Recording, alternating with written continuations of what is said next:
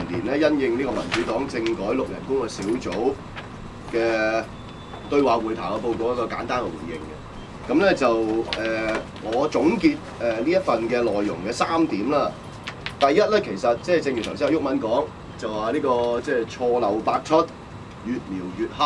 咁呢個好肯定就係即係民主黨呢一份密談報告裏邊咧所反映到嘅現實。所謂錯漏百出嘅話咧，就係在於第一，即係民主黨最初話同5區公投係冇乜關係嘅，因為咧都係民主黨10月13號會員大會決定咗，直至到咧2月咧先至由中央嘅要員，即係呢個基本法委員會嘅副主任梁愛詩咧係主動約見呢個民主黨，但係事實竟然係咧佢哋自己12月呢一個嘅22號咧，浦東啊，係主動咧係向呢個中央敲門咧嘅事實就係咁樣啦。咁所以我哋有幾個懷疑嘅就係、即係第一，即係喺呢個接觸過程裏邊，究竟係咪即係打聽緊呢一個上意咧？而第一次嘅接觸就已經係揾到梁愛詩做呢個通訊人，點解咁有默契咧？同埋佢哋喺嗰個甩碌嘅記者會裏邊咧，都解釋過其實有好多中間人嘅。咁過程裏邊其實從來咧，除咗梁愛詩之外咧，係冇披露過咧係有關一干人等嘅中間人嘅名字同埋咧會談嘅內容。咁呢個令我哋咧即係非常之懷疑咧有關即係喺呢個密談裏邊咧，究竟係有冇即係出賣香港人嘅民主，同埋咧係即係借呢一個5區公投咧作為呢一個嘅談判籌碼。咁呢個咧就係我哋第一點嘅回應內容。第二個咧就係關於即係談判嘅過程裏邊咧係涉及到即係支聯會嘅問題。咁喺報告裏邊咧嘅第3頁，咁裏邊咧就提到一點咧，就係話梁愛詩咧就係要求咧中央同呢一個民主黨嘅成員咧係逐步咧疏離呢一個支聯會嘅，為未來嘅發展咧創造良好嘅條件。咁啊何俊仁就話佢當時咧就即刻話咧係唔能夠接受。咁而梁愛詩跟進嘅睇法咧就係認為可以用較長嘅時間咧去處理，而最後何俊仁就話佢會翻去考慮呢個建議。咁所以咧第3頁裏邊咧，翻去考慮用較長時間去處理民主黨究竟係咪疏離支聯會嘅問題咧，其實就係反映咗喺個過程裏邊咧，已經唔單止係政改嘅談判咁簡單，亦都涉及咧。即係中央點介入咧？喺香港人即係平反6四，參與呢一個嘅中國民主嘅事務上面。仲有一點咧，我想補充嘅。我講埋第3點先，我講完啦。就關呢點。哦 ，OK。好。其實喺佢個報告書5月24日嗰個日，即係佢嗰個日子嗰度咧，5月24嗰度咧，即係話喺呢件即係呢個中方叫咗佢去考慮之後咧，5月24號阿李剛先係重提呢件事。在中聯運會議的尾聲，即係5月24號啦。李剛副主任提出中央就民主黨發展方向的意見，包括1. 民主黨應支持特區政府的政改方案；2. 民主黨應反對公投。嗱，大家記住個公投已經完咗㗎啦，個公投已經係完咗啦。而個民主呢個李剛先生就話應該繼續反對，唔得鬆動。即係繼續要一講公投就反對。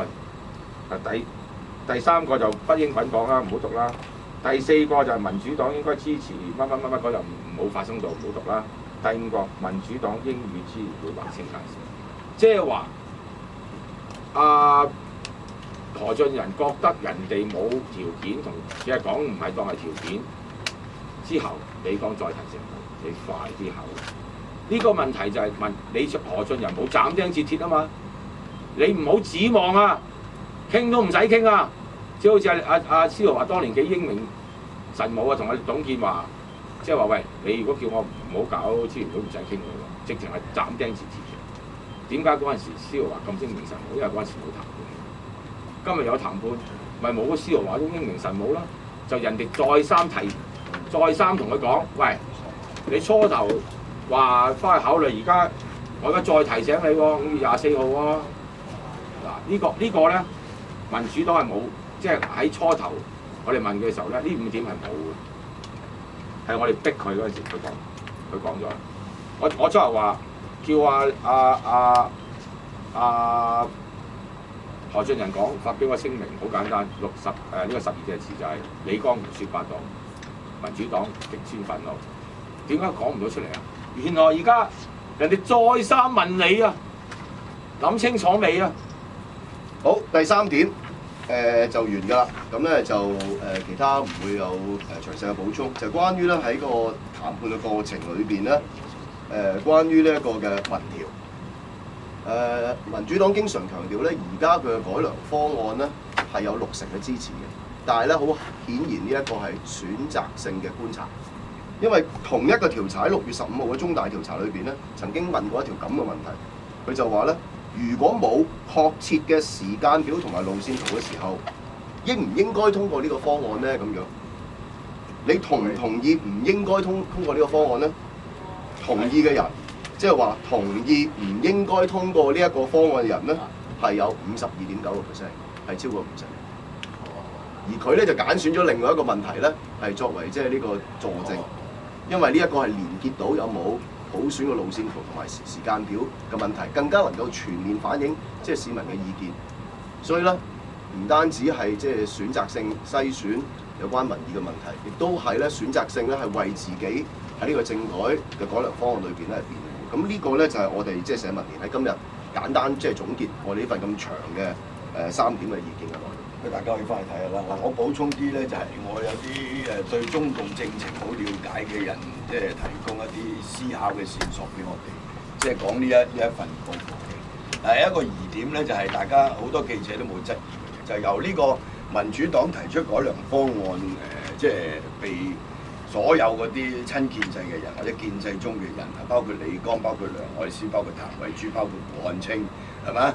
同埋包括嗰個正確嘅部長，中聯辦嘅部長，都係 say no， 係咪？咁係7日之後就忽然間全部都變咗 yes， 中央拍板。根據嗰份報告嘅內容咧，就係胡錦濤話事 ，OK。咁張文光喺個電台節目裏邊咧就提到，曾蔭權好辛苦咁樣3次同習近平上書推介呢個改良方案，但係習近平都 say no，OK。習近平3次同張文光同呢個曾蔭權 say no 呢個信息係由張文光嘅電台講出嚟嘅，但係佢冇寫喺呢個報告嗰度。OK， 呢一個隱瞞咧，或者即係唔係隱瞞咧，佢已經公開咗啦。咁你再唔寫落去嘅原因咧，就係話可能係中聯辦俾壓力佢，可能係中央俾壓力佢，係咪？佢要交代嘅。點解你公開喺電台度講呢樣？嗱，呢個牽涉到共產黨上層鬥爭喎。有啲人會估計係胡錦濤同習近平之間嘅鬥爭喎。究竟係習近平香港問題揸 fit 咧，抑或胡錦濤最後一定係佢揸 fit 咧？係咪？呢個好重要嘅喎，係嘛？既然你可以直達天聽，通過呢個梁愛詩，直接可以同呢個胡錦濤聯繫喎，大佬係咪？嗱，呢一點咧，民主黨你睇到喺個報告裏邊係冇講嘅，但係報告發表之前咧，張文光喺電台度講嘅，大家可以翻查記錄，係咪？呢個係非常之重要嘅一點。第二就係一直以來，即係當佢哋公布咗呢個改良方案，跟住同政府溝通、同建制派溝通嘅過程裏邊，以及我哋知道同中聯辦傾咗之後，喂，對方嘅反應都係 no 嘅。咁好啦，何俊仁就話喺報告裏邊，佢哋所有嘅黨友都已經係即係冇乜信心，而且要否定呢個方案嘅準備，甚至預備要提不信任動議嘅對呢個曾蔭權。但係何俊仁一個人將自己主席嘅身份倒咗落去，寫咗篇文章，表示我辭職。咁佢喺咩地方、咩時候收到中央嘅信息，就話會接受佢呢個改良方案咧？係咪？佢冇交代，佢甚至連佢自己嘅黨友都蒙騙埋啊嘛？點解個個都冇信心？包括劉慧卿行出嚟公開講，包括單仲偕，包括好多人，點解唯獨何俊仁一個人有信心？何俊仁咪同共產黨某一啲人已經有咗交易。第三個要質疑嘅就係何俊仁，即係佢同共產黨交易嘅過程裏邊，好明顯係出賣咗呢個5區公投。呢個由梁愛詩後來嗰個澄清聲明已經可以説明一切。所以我最近出本書個嘴，我特別係講呢樣嘢嘅。你基本上就係賣咗5區公投嘅，呢個已經係鐵一般嘅事實，即係冇得狡辯嘅。冇5區公投就冇呢個談判㗎啦。係嘛？你可以話哦，即係